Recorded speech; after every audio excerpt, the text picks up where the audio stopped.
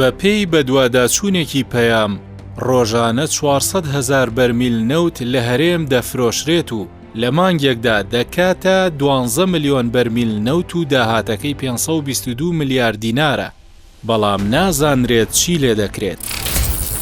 بە پێی زانیاریەکانی پەیام هەر بەرمیلێک نەوتی هەرێم بە $30 دەفرۆشرێت و تاڵان فرۆش کراوە، لە کاتێکدا نرخی بەرمیلێک لە بازاڕەکانی جیهان لە سەروی $80. واتە هەر بەرمیلێک نەوتی هەرێم $50 کەمتر لە نرخی بازاڕی جیهانی دەفرۆشرێت و هەڕاج کراوە. پشکی کۆمپانیاکان لە نەوتی هەرێم. بە پێی زانیاریەکانی پەیام لە کۆی 400,000 بەرمیل نەوتی هەرێم ڕۆژانە 250,000 بەرمیل لەلایەن کۆمپانیاکان دەفرۆشرێت. لە مانگێکدا لە کۆی 12 ملیۆن بەرمیل نەوتی هەرێم 7 ملیۆن و 500,000 بەرمیل نەوتی بۆ کۆمپانیاکانە.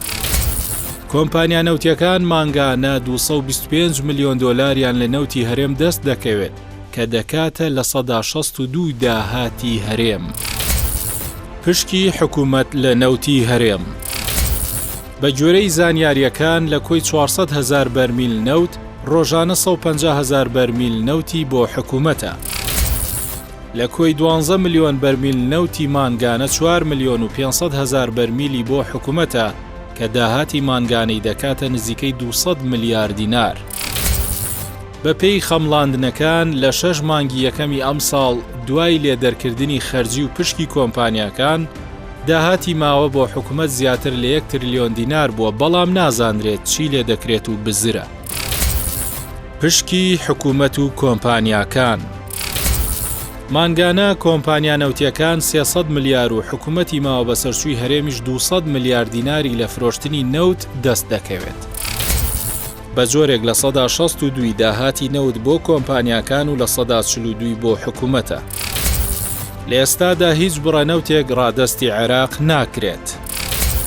بە پێی زانیاریەکانی پەیام لە کۆتایی مانگی 11 ساڵی 2023ەوە حکوومەتی ماوە بە سەرچووی هەرێم پێدانی نەوتی بە عێراق ڕاگرتووە و لە ئێستادا 1 بەرمیل نەوت بە عێراق نادات. حکوومەتی ماوە بە سەرچووی هەرێم لە 25/6/2023 تا 30/11/2023 ڕۆژانە نزیکەی 80,000 بەرمیل نەوتی ڕادەستی عێراق دەکرد. خەرجی نەوتی هەرێم. پێشتر وەزارەتی سامانە سروشتیەکانی هەرێم و کۆمپانیا نەوتیەکان باسییان لەوە دەکرد خەرجی بەرهەمێنان و گواستنەوەی بەرمیلێک نەوتی هەرێم $32 تێدەچێت، کەچی ئێستا 1 بەرمیل نەوت بە $30 دەفرۆشن و قازانجیش دەکەن. ئەمەش ئەوە دەردەخات گەندەڵیەکی بەرفراوان لە خەرجی نەوتی هەرێمدا کراوە.